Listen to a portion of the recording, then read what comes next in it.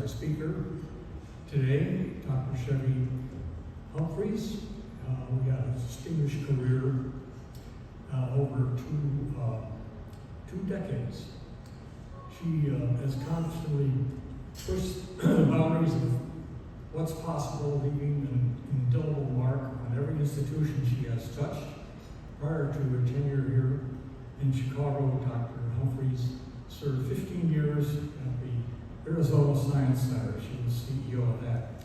She told me a cute story. She was here with one of her colleagues many years ago, and she looked around and said, "Someday I'm going to be president of this museum."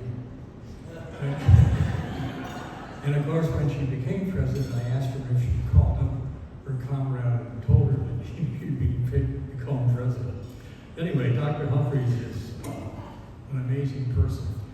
And she currently serves as the president and CEO of the Griffin Museum of Science and Industry. And she's the first woman to have this post. And I have served under 4 presidents, Dr.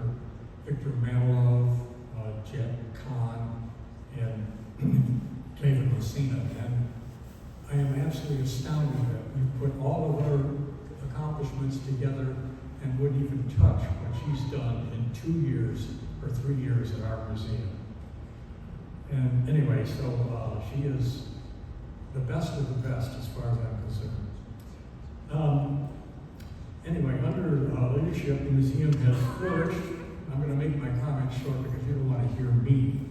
It came from a conference where the introduction speaker talked on for about 15 minutes, and after that, anyway, so I'll hurry it up a little bit. Under her leadership, the museum has flourished and engaging millions of visitors.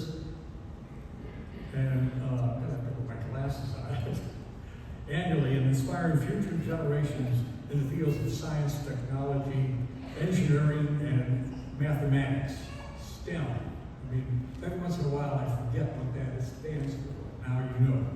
So if you ever see it, why it's science, technology, engineering, and mathematics. Her initiative have expanded the museum's educational programs, deepened community partnerships, and enhanced the overall visitor's experience. Her journey began as an MBA specializing in innovation, entrepreneurship, and marketing from Northeastern University. She received a doctorate in business administration from Grand Canyon University.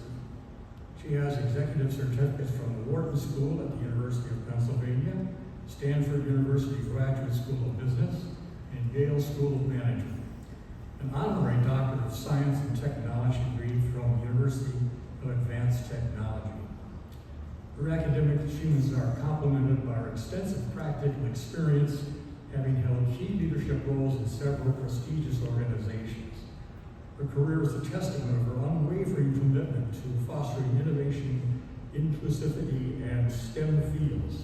So if you ever put her on your board, she's going to end up running the thing before you know it, I can tell you that. Anyway, she has past chair of the board of the American Alliance of Museum Associations, which is an organization serving 35,000 people, past chair of the Association of Science and Technology Centers, a member of the board of the governors of Argonne National Laboratory, multiple local charities here in Chicago with philanthropic, and one that caught my eye, not in Chicago, was the Theodore Roosevelt Presidential Library. I never knew there was a Theodore Roosevelt Presidential Library. Today, Dr. Humphreys will share his insight on leadership, innovation, and the future of science education. Her passion and experience promise to enlighten and inspire us all. Please join me in welcoming my good friend, Chevy Humphrey. Wow. Thank you so much, Alan. You are the force. And just to hear everyone today and what they, the passion and the love of education and the dreams is very inspiring to me. And so, when all of these big introductions, you're like, wow, that's a lot. But then you think about, well, what am I going to do tomorrow? So it's something that I always look towards. But I'm super humbled and grateful to say, to be here today and to thank the University Club and the University Club Foundation for inviting me to be a part of this amazing celebration today. But I especially want to thank Alan Bully, and I am going to go off script here a little bit. When I first met Alan, I said, I need to understand and learn the building. He came to the museum in a three-piece suit. I had heels on. He walked me through every facet of our building, and it was a 3.5-hour walk in heels. And it was quite daunting, but he was like going. And just to give you just a view of our building, we're about 1.4 million square feet. And so Alan walks me around to teach me everything I needed to learn about the building, and I was truly grateful. And when someone said earlier that make no small plans, that's Alan Bully, seriously. And with his leadership, we were able during COVID to actually build a strategic plan, invest over $125 million in the institution, aside from the Kenneth C. Griffin Museum, Kenneth C. Griffin's gift, and really enhance the facility due to his leadership. So I know he served with 4 presidents of the museum, but I attribute a lot of the success of the museum and my success to Alan Bully. So thank you, Alan.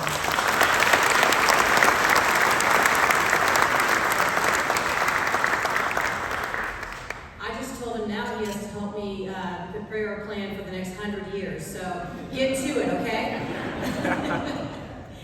All right, so this celebration is a recognition of all your achievements of you as students, as well as your parents, caregivers, and support systems that surround you. I have the honor of speaking with some of you on my way in, and the deep pride and absolute joy in this room is so evident. The scholarship you have been awarded is not only an indicator of your hard work, but also the trust placed in you to make deep impact as our next generation of change agents, innovators, and leaders. Your knowledge and talents will impact our city, our country, our world in ways we can only begin to imagine, which is a remarkable gift and a profound responsibility. I have the honor to serve on 2 boards that award impactful scholarships for post-secondary attainment to inspiring students that support them with opportunities to expand and excel in their educational journeys. The students are all first-generation college-going students, and like yourselves, embody so many things that I admire: determination, persistence, and the resilience to keep working towards goals, even when faced with obstacles. This part of my work is so deeply personal because it is a part of my own journey.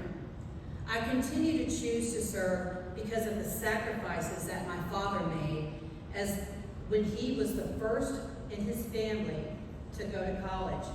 He had 12 brothers and sisters, and he was determined to try and help his family break the cycle. He went off to college with 1 outfit and 1 job. He worked, he played basketball, and he wanted to attain that degree. He had big dreams of becoming a doctor. He graduated from Wiley College, a historically black college and university in Marshall, Texas, with a biology degree, and he was thrilled. After graduation, he saw that his baby sister and his niece would not be able to go to college without support. So he chose to make the sacrifice not to go to medical school so that he could pay for them to attain their college degree. He knew that having an education would change their lives. This choice inspired me to continue his legacy of service and be a supporter of these organizations to provide students with the resources to achieve their educational goals and dreams. My father later became a policeman and worked 2 extra jobs after his shift and continued to support his great nieces and great nephews so that they could graduate from college. He created his own scholarship program for our family, and he also created the opportunities that I'm able to stand in front of you today. His deep commitment to supporting his family educational goals were ingrained in the way that I chose to show up in this world with kindness and determination. From a very early age, I was aware of the incredible disparities in access and education, learning, and resources. So my parents bused me to school outside of my neighborhood into a more affluent neighborhood so that I could get a better education. I noticed that the kids in my neighborhood weren't getting the same things that I was receiving. So I felt guilty, and I decided I was going to come up with a plan. So I started my own after-school program after school in my garage. So every day I would hold school, invite all my friends to the garage so that they could learn what I learned in these affluent schools. And every time they learned something, I would give them a toy. And that was my way of wanting to change the world. My mother said that this was my life calling. So today, I have a larger garage in the work that I do at the Griffin Museum of Science. So you see the application. It's about that determination, it's about that kindness, it's about that gratitude, and it's about that paying it forward. Throughout my career, mentorship and providing equitable access to learning has remained a cornerstone, a pattern of purpose, and the thing that brings me joy. Whether it's through young people, my team members at work, and organizational leaders around the world, your decision to pursue a degree and the sacrifices and incredible efforts that you and your family have made to support you in seeking it are indeed an enormous accomplishment. But even more so, you are a symbol to others of why it's important to keep learning and to challenge yourself in continuous pursuit of growth. So I encourage you to do 3 things. 1, and you've heard this over and over today, say thank you to those who have helped you make this possible for you. 2, as you excel, always bring others with you and pay it forward. And 3, as Alan Bully says, make no small plans. Follow your dreams and make them a reality. If you can dream it, you can do it. I'm a true testament of that today. I was told in 6th grade that I was lazy and I would not amount to anything. And I went back to that teacher and I said, look, I've become the first person of color to run a science museum in the United States. And she said to me, oh, I'm glad you're not lazy anymore. So if you can dream it, you can be it. Yes, you're going to be challenged, you're going to have a lot of adversities, but always stay on course, stay focused, bring others along with you, pay it forward, help others succeed, and you will succeed. That's the rent you pay to be on this earth, your service to others. So embrace this moment, remember the joy of today. You truly are a cause for all of us to celebrate. Take it all in, cherish it, because you've earned it, and you need to continue earning it. Thank you so much for this honor to actually be up here to speak with you today, and I just appreciate all the work that you all are doing, and I appreciate all of your support for this program, because it does change lives. You're looking at it.